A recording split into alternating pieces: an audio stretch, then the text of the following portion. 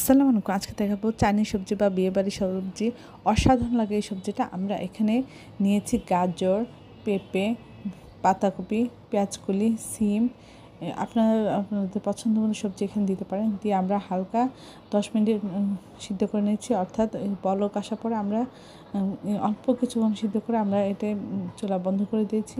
তারপরে এই যে এখানে পানিটা আমরা ফেলে দিব না, আমরা রেখে দিব। তারপরে আমরা এর মধ্যে কড়াইয়ের মধ্যে পেঁয়াজ কাঁচামরিচ দিয়ে একটু ভেজে নিয়েছি। এর মধ্যে আদা বাটা, আদা রসুন বাটা দিয়ে কিছুক্ষণ ভেজে এর মধ্যে চিকেন ছোটো ছোটো করে কেটে দিয়েছি। চিকেনটাও একটু ভেজে নিয়েছি। তারপরে এর মধ্যে আদা চামচ হলুদ গুঁড়ো, আদা চামচ ধনিয়া গুঁড়ো দিয়েছি। দিয়ে আমরা সবগুলো ভালো করে কষে নিব। নিয়ে তারপরে আমরা সবজিগুলো দিয়ে দিব। সবজিগুলো কিছুক্ষণ আমরা মাংসের সাথে কষিয়ে নিব।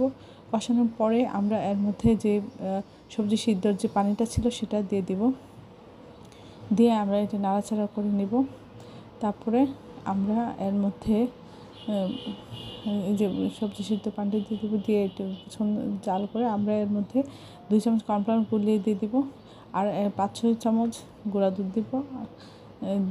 দিলে এই গুঁড়া দুধটা দিলে হচ্ছে এর মধ্যে সাঁই একটা ফ্লেভার আসে, অনেক টেস্টি হয়, খেতে অসাধারণ লাগে।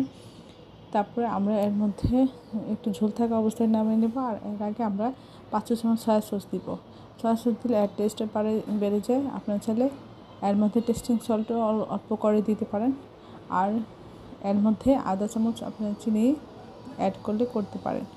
এভাবে আমরা একটু ঝোল থাকা অবস্থায় আমরা এটা নামিয়ে পরিবেশন করব। অসাধারণ লাগে।